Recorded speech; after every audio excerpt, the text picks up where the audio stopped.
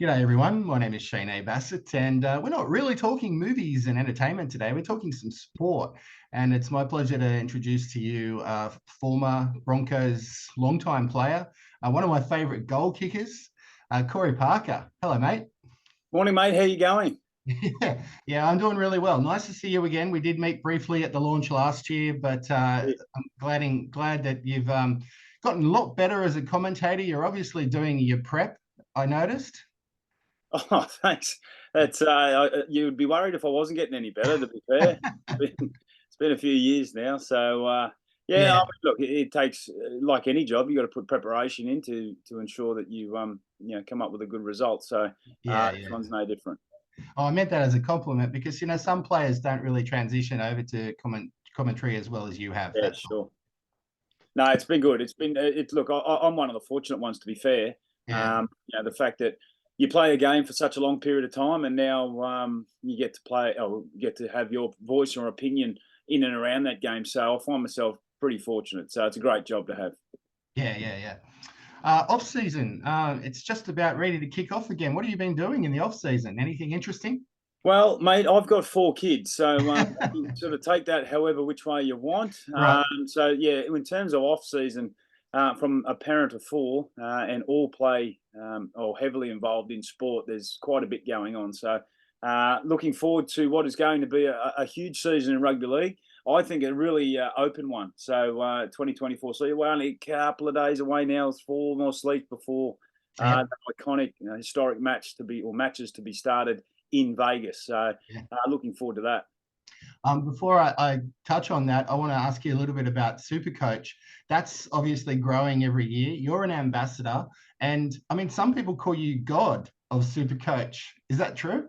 Look, I've been called a lot of things in my time, and I must say the nickname that I've been tagged with the Super Coach is God, and I'm happy with that. To be fair, yeah. Look, I've been a proud ambassador for Super Coach over a long period of time, and it's a wonderful, I guess, a tool to be able to play just absolutely free alongside your friends and family and whoever else, and the joy to it is you actually look at the game completely different because you've got your CEO hat on, you've got your coach's hat on, and you've got your players' hat on, and your supporters' hat. So you've got a number of hats on, and along with that, you get, I think it's nearly $12.5 million to try and pick a team of who you think is going to be the best week in and week out. Now, Yeah. you can't have loyalty in Supercoach. If you don't like someone, you just punt them.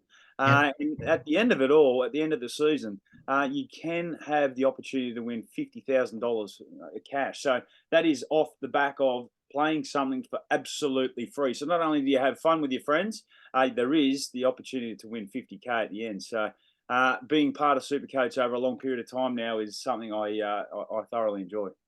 So I think it's a very time-consuming thing, but that's an incentive, that 50,000 at the end.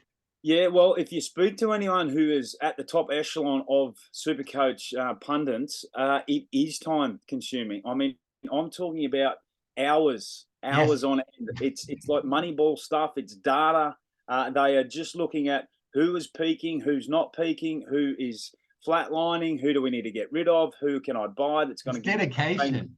bang for buck. It is dedication. It is. But aside from that, if you don't get that deeply into it like some others, you can literally just have some fun. I know personally, I've got my own little league going with my own family. I know my sons love the game of Supercoach, and they get on board. And as I said, it gives you a different appreciation or a following of some players you might not normally follow, and some rookies that are dirt cheap.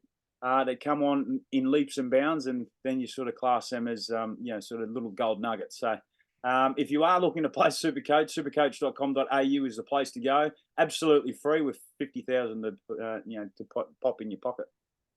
What about any tips for the first couple of rounds? Like, should you go for rookies, because to see how they go, or spend the big dollars on, some of these bigger players, which, Yeah, sometimes they can take a few rounds to get going. you're spot on. You're spot on, and that's the I guess the risk against reward. Like for me, I've got some lock players that I just put in there because I know they Yeah, will just produce. Nathan Cleary is one of my lock players. He's yeah, obviously at the forefront of everything that the Penrith Panthers do. Harry Grant's another one of those players that people like to talk about. The other little thing, I suppose, is I like to have a real good look at who's playing who. So off the back of that, for example, if you've got a team that is you think will absolutely trample the other team, and you find that they might do it through a left side raid attack, where you might want to put in a left centre or right, left winger who might get a lot of points or score that way. But it is a bit of a juggling affair because you do have trades at the end of it. You can, as I said, unlike sort of in real life, you can just punt players for the sake of it and bring someone else in. So it's that first sort of team you do pick. I've changed mine 3 times, and the ball hasn't kicked yet. So I'll probably fine tune it in a couple of days' time. But it's all good fun. What about do you take confidence in picking experienced players like Tommy Turbo, but he's also accident prone, injury prone? So do you stick with injury prone players, or do you swap them out? What's your suggestion there? Yeah, look, I love Tommy Turbo as a person, as a bloke, but I can't go alongside that because of just the injuries. Now, when he does score, he scores big, and we saw that a couple of years ago when he won the Dally M Player of the Year. Yeah, but I need some players that I know are there for the longevity side of things. Payne Haas is one of those, for example. Huge output. Yes, he comes with a pricey tag alongside him, but each and every week Payne Haas is going to play at least 60 to 70 minutes, and he's going to get up around 70, 80 points. So somebody like that, as opposed to the high-risk players, yes, they might score, but you're just not sure. So interesting way to look at it. What about those super coach participants who are struggling halfway through the season? Like they're thinking about, I'm going to give this up, it's too hard. Just keep on going, you reckon? Yeah, absolutely. Keep on going. And if you do think it's too hard, there is a button you can press, and they'll pick your team for you. To be fair, there you go. So, it takes all the pressure away. But it's just all good fun. I mean, don't overthink it. Let's just that's first and foremost. You're there to have fun, and off the back of that, I'm sure you will. I think a lot of people do overthink it, Corey. They get right into it. Would you ever think about becoming a real coach at any point? You've been coached by one of my favorites, obviously Wayne Bennett, and you would have learnt it and seen a lot, but any aspirations there? Yeah, absolutely. I've coached, alongside Wayne and Anthony Seibold for 5 or 6 years now. I've done some junior Queensland level coaching. I've coached the NRLW team for a couple of seasons as well. So it's something that's ingrained in you. It's something that I love to be a part of. To have the opportunity to coach others and make them better is certainly something I like. I'm currently not coaching at the moment, but to answer your question, I'd like to get back into it. Yeah, I knew you'd done sort of the lower, not lower, but you've helped out, and then you've done the ladies team as well. But that next step up, I was wondering if you're interested in doing. So that's good to hear. Yeah, absolutely. We mentioned Vegas at the start, and we have got round 1 coming up. You're not there. How come you're not at Vegas, Corey? Everyone else is, isn't it? I guess you sort of know your pecking order, don't you? Really? Look, it's the Fox League are taking over a host of people, and there's a few of us that aren't going. Myself, Cooper Cronk, Brandy, and a stack more. So, look, it's a big operation. Some of us have got to stay back, but where you can catch me is if you are in and about Sydney, the Star Casino on Sunday. The doors will be open around 11:30, 12 o'clock. Absolutely free. You come along, you can watch the 2 games on a live big screen there, and also be joined by myself and some of those Supercoach experts. Tommy Sangster and last year's winner will run us through some of the cheapies, some of the must-haves, and all things around Supercoach. So if you're not doing anything, you want to watch it on the big screen, pop down to the Star Casino. And it's a big screen, but it is a really big screen, right? They are huge down there at the Star. Absolutely. So there's, everyone's got a vantage point. Doesn't matter where you're sitting, you'll have somewhere good to watch the game. And it's going to be one of those moments. It really is. Historic time in rugby league. It's on for 5 years, but this is the first at Allianz Stadium, or Trelliant, which way you follow. Trell's named it Trelliant, so he's in for the shot. So it's going to be a great spectacle. Round 1 of 2024 season starts in Vegas. So you definitely think the teams will be taking it seriously? Oh, 100%. They're playing for keeps. There's 2 points on offer. Yeah, whilst it's all been roses and fun and fluffy in the build-up, and rightly so. I think they've got a fan day in Vegas maybe today or tomorrow, which would be great for the city of Vegas. they'll really knuckle down in the next sort of couple of days, because ultimately, yes, you do want to go over there. You want to have lots of fun. You want to spread the good word of rugby league in America, but you want to bring home 2 points.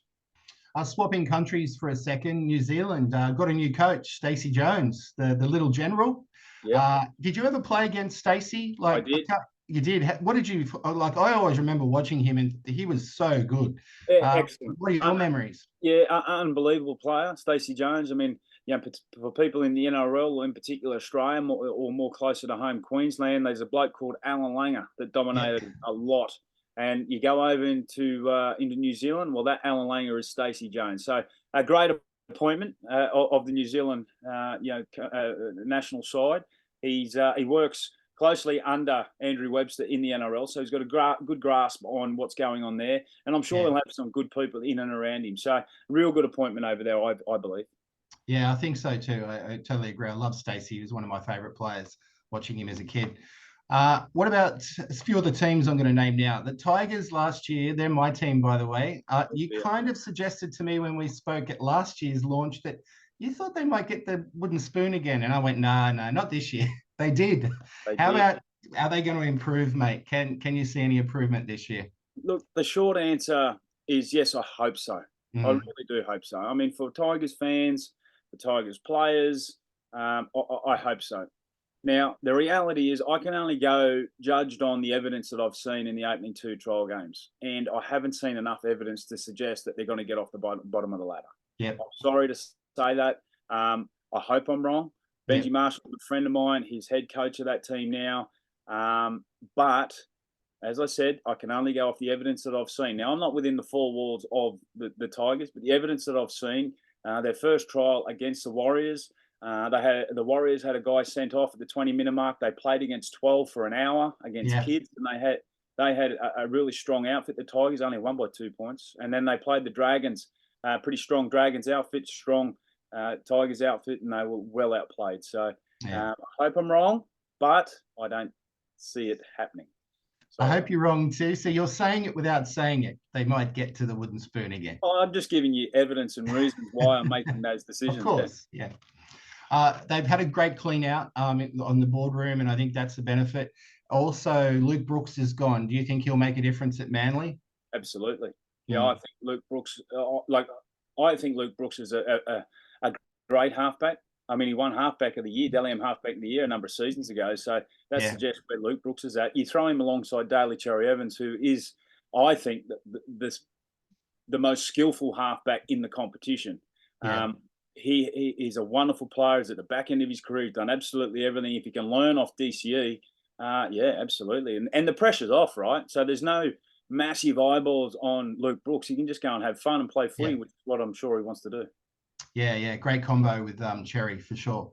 The Dolphins, second-year syndrome, maybe. They went well for part of the season last year, then sort of plateaued. How do you think they'll go this year? Improve, or I think it's going to be a bit of a struggle. I don't know. People weren't prepared for them last year, maybe. Yeah, look, I think Tom Gilbert not being part of it to start the season with an ACL certainly. Yeah, that was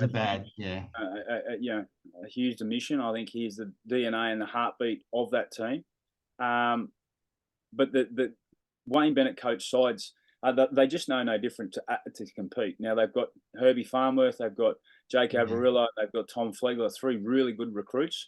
So that will bolster their stocks. But the challenge for the Dolphins is going to be their depth. At some point throughout the season, and everyone's season, their depth is going to be challenged. So how they maintain or manage that is certainly going to be closely looked upon. So I expect the Dolphins to be absolutely thereabouts. Is Wayne a chance to go to the Tigers maybe next year? Well, look, my help Benji out. My first answer is no. But I've learned over time is you just don't know what's going on in the rugby league. Wayne and Benji are great mates, so who knows? My improvers of the year, I think, are going to be the Bulldogs. What do you think?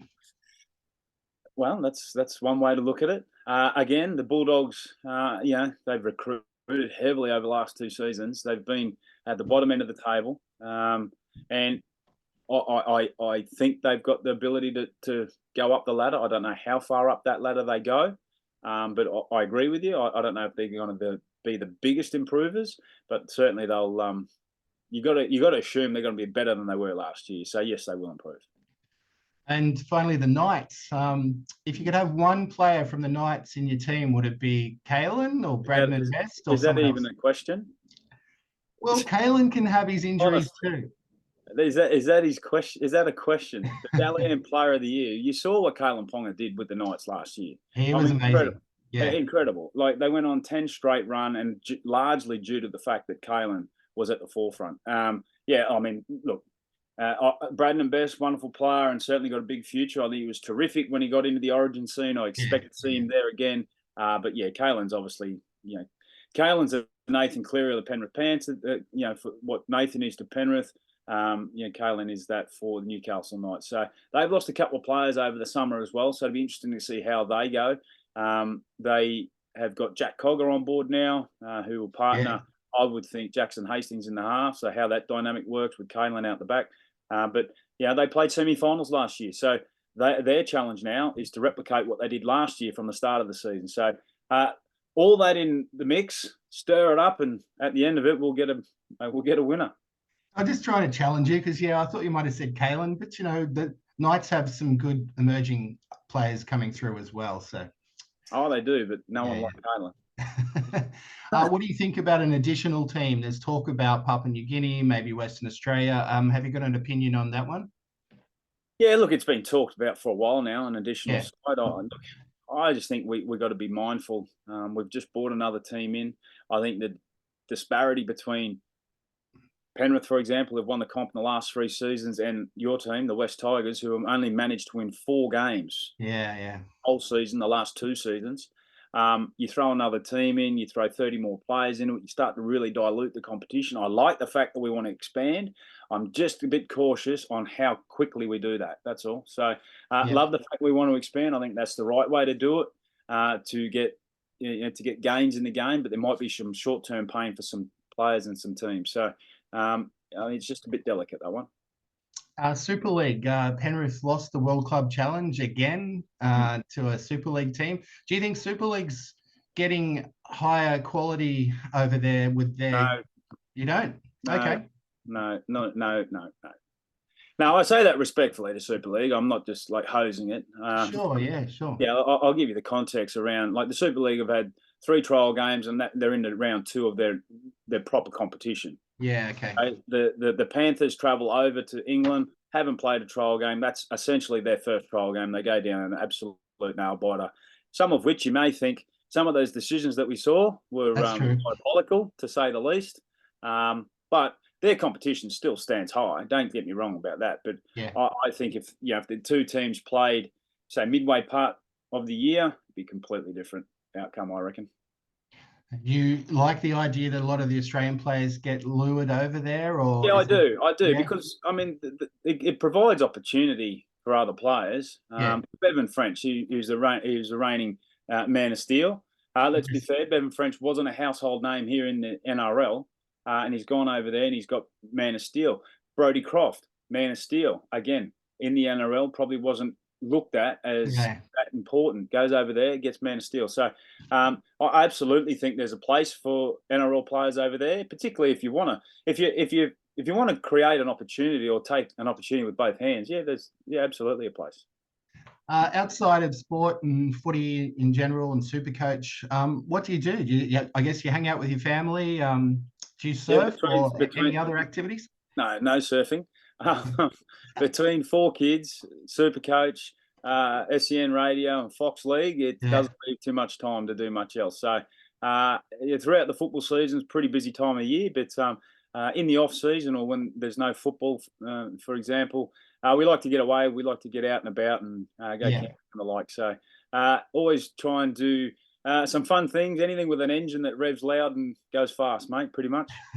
Well, I'm known as the movie analyst, and I want to know, I guess you probably watch some movies with kids or shows with kids. Have you seen anything lately you can recommend? Anything lately I can recommend? Yeah, I watched something. This is how good I'm going. I don't even remember the name of it. That's I'm all a right. sucker. I am a sucker for a kids' movie, like any Okay. animated film. I think they're terrific these days with some really good messaging. I see Titanic behind you. Yep. That came out a long time ago, but I don't think I've. 1997 There you Titanic. go. Yeah. So I tried to watch Barbie. I tried to get on the Barbie train like everyone else. I Yep. just couldn't handle it. I dropped off. I'm sorry.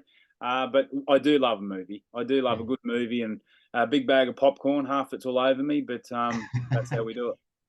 When I spoke to Braith, Braith and Esther, he told me that Shawshank Redemption was his all-time favorite movie. Mm. Have you got an all-time favorite? Yeah, well, I'm the resident rev head at Fox League, so I go along the lines. Look, obviously, Maverick, Goose. Yep, Top Gun, mate. One of my favorites. I actually think, and I was really worried for obviously the new movie that's come out, Top Gun. I actually think that's really, really well done. Like, Yeah. it's superbly well done. I think I'm obviously invested into it. But one I'd like to see redone again, Yeah. like what I just mentioned, would be Days of Thunder. Another Tom Cruise movie, NASCAR-based movie. I think it's a terrific movie. So yeah, anything that sort of gets the adrenaline going. Yeah, I just rewatched that recently because the Daytona 500 was on about a week ago. Yes, And I always, on an annual basis, rewatch the Days of Thunder movie. I love it, mate. Crank it up loud, the sound and everything. It's terrific. How good is it?